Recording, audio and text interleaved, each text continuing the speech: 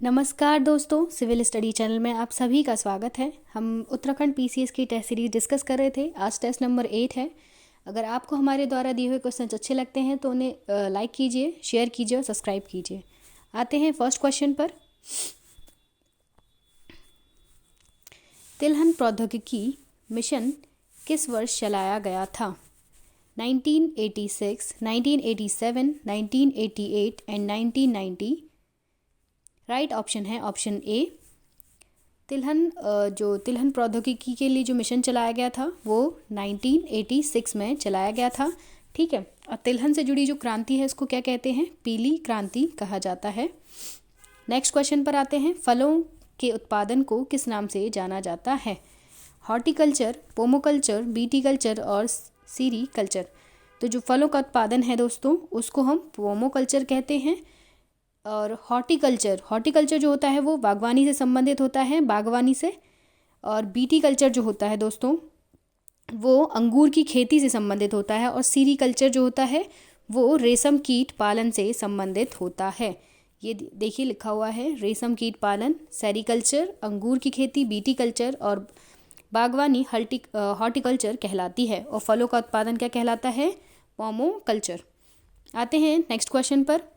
मुगल वंश से स्वतंत्र बंगाल राज्य की स्थापना किसके द्वारा की गई थी?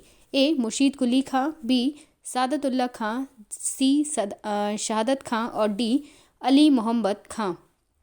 तो जो राइट आंसर है, मुगल वंश से स्वतंत्र बंगाल राज्य की जो स्थापना की थी वो मुर्शीद कुली खां ने की थी। ठीक है। हालांकि उस समय जब वो अलग हुए थे तब भी वो जो रुपए होते हैं वो मुगल शासन को जो अपने उनके जो थे उन्हें भेजते थे पैसे। ठीक है। और जो शहादतुल्ला खां थे उन्होंने कहा किसकी स्थापना की थी? उन्होंने कर्नाटक राज्य की स्थापना की थी। शहादत खां ने अवध की स्थापना की थी। और अली मोहम्मद खां जो संबंधित हैं, अली मोहम्मद खां वो रोहिलखंड की स्थापना से संबंधित हैं। ये देखिए ये सारा लिखा हुआ है। बंगाल की स्थापना मुर्शीद कुली खां, ठीक है। कर्नाटक की स्थापना शहादतुल्ला खां, अली मोहम्मद खां द्वारा जो है रोहिलखंड की स्थापना की गई थी। और शहादत खां द्वारा जो है वो अवध राज्य की स्थापना की गई थी। नेक्स्ट क्वेश्चन पर आते हैं। हैदराबाद राज्य की स्थापना कहाँ के वंशजों द्वारा की गई थी? ईरानियों द्वारा, तुरानियों द्वारा, कुर्दिशों द्वारा या फिर पारसियों द्वारा। तो जो राइट आंसर है, हैदराबाद राज्य की जो स्थापना है वो तुरानियों द्वारा की गई थी। ठीक है। और ईरानियों द्वारा जो है वो अवध राज्य की स्थापना की गई थी। अवध की स्थापना ईरानियों द्वारा और तुरानियों द्वारा हैदराबाद राज्य की स्थापना की गई थी। मतलब हैदराबाद पे जो शासन कर रहे थे वो कौन थे? तुरानी थे। और अवध पे जो शासन कर रहे थे वो ईरानी थे। ठीक है। अवध की स्थापना किसने की थी? शहादत खां ने। नेक्स्ट क्वेश्चन पर आते हैं। जलोढ़ मृदा में निम्न में से किस तत्व की बहुलता पाई जाती है? A. Potassium, B. Nitrogen, C. Phosphorus और डी. ह्यूमरस। तो राइट आंसर है ऑप्शन ए। जो जलोढ़ मृदा है उसमें पोटेशियम जो है वो उसकी बहुलता पाई जाती है। बाकी ये जो 3 तत्व हैं, नाइट्रोजन, फॉस्फोरस और ह्यूमरस, इन तीनों तत्वों की जो है वो जलोढ़ मृदा या एल्यूवियल सॉइल में जो है वो कमी पाई जाती है। ये होता है ज़्यादा और ये होता है, ये जो 3 तत्व हैं नाइट्रोजन, फॉस्फोरस और ह्यूमरस, ये होते हैं कम। ठीक है। ये जो एल्यूवियल सॉइल है या जलोढ़ मृदा है, ठीक है, उसमें ये जो मृदा है वो नदियों द्वारा लाई गई मिट्टी होती है। और ये सबसे अधिक उपजाऊ मृदा होती है और जो भारत के 22% क्षेत्र पर पाई जाती है। कितने क्षेत्र पर दोस्तों? 22% क्षेत्र पर पाई जाती है और सर्वाधिक उपजाऊ मृदा होती है। किसके द्वारा लाई जाती है? नदियों के द्वारा लाई जाती है। नेक्स्ट क्वेश्चन पर आते हैं। आम्र वर्षा किस राज्य के आम की फसल के लिए लाभदायक सिद्ध होती है? ए. केरल, बी. तमिलनाडु, सी. कर्नाटक और डी. महाराष्ट्र। तो राइट ऑप्शन है ऑप्शन ए। जो वर्षा होती है वो आम के लिए लाभदायक होती है केरल राज्य के लिए। कब होती है ये वर्षा? ये जो वर्षा होती है वो ग्रीष्म ऋतु के समय होती है। और कहाँ से आती है? ग्रीष्म ऋतु के समय असम और पश्चिम बंगाल में तीव्र आर्द्र हवाएं चलती हैं, गर्म हवाएं चलती हैं। और इनके गर्जन के साथ क्या होती है दोस्तों? वर्षा भी होती है। और ये जो हवाएं होती हैं इनको पूर्वी भारत में नॉर्वेस्टर कहा जाता है, बंगाल में काल वैसाखी कहा जाता है। ठीक है। और कर्नाटक राज्य में जो है वो चेरी ब्लेमिस या फिर कॉफ़ी वर्षा कहा जाता है क्योंकि ये कॉफ़ी के लिए लाभदायक होती है। और केरल राज्य में इसे आम्रवर्षा या आम वर्षा कहा जाता है क्योंकि वहाँ की जो आम की फसल होती है वहाँ के लिए ये जो पश्चिमी हवाएं, नॉर्वेस्टर्स हवाएं या जो आर्द्र हवाएं हैं वो वहाँ के आम के लिए जो है वो लाभदायक सिद्ध होती हैं। नेक्स्ट क्वेश्चन पर आते हैं।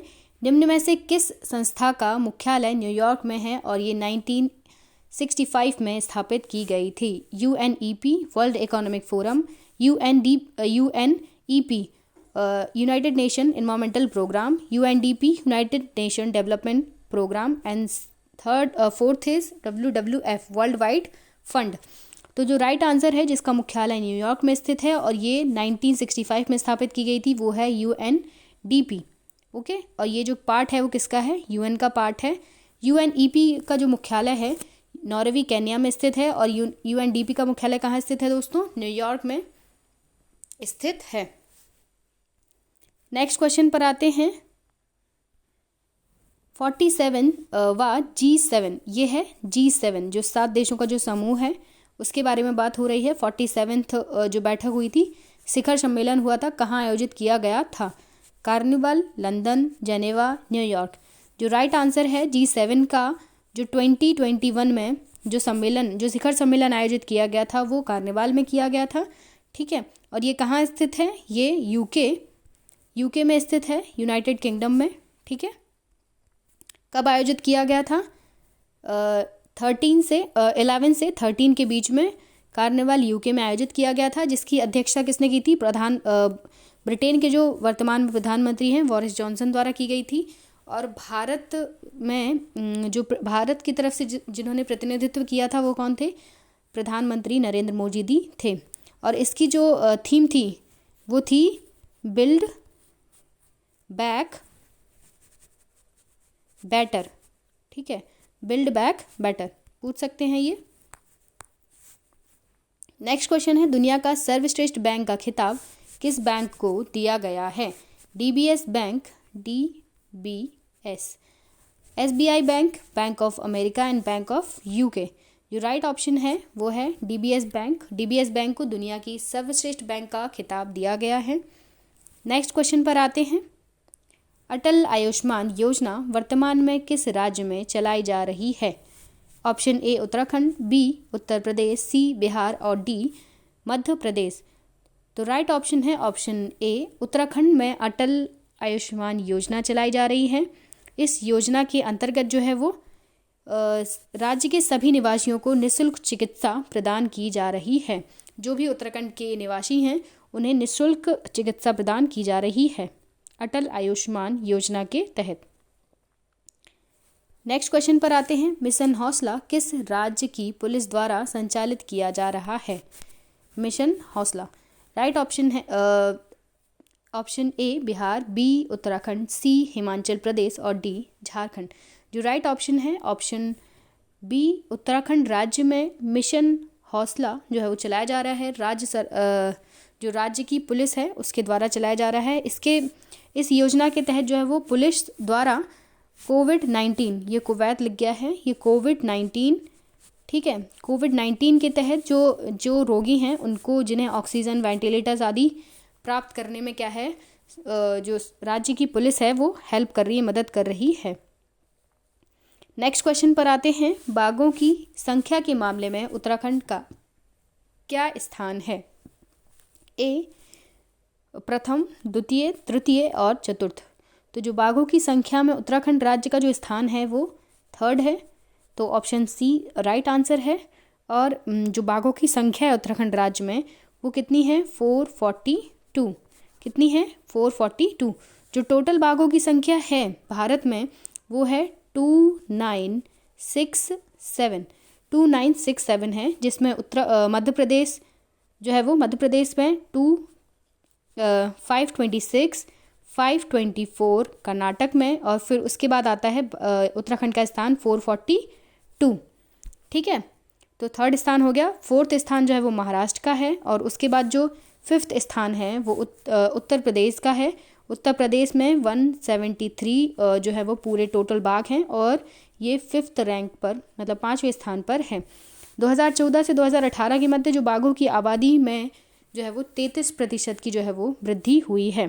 कितनी? 33% की वृद्धि हुई है। Thank you for watching. अगर आपको हमारे द्वारा दिए हुए क्वेश्चन अच्छे लगे हो तो हमारे चैनल को लाइक कीजिए, शेयर कीजिए, सब्सक्राइब कीजिए।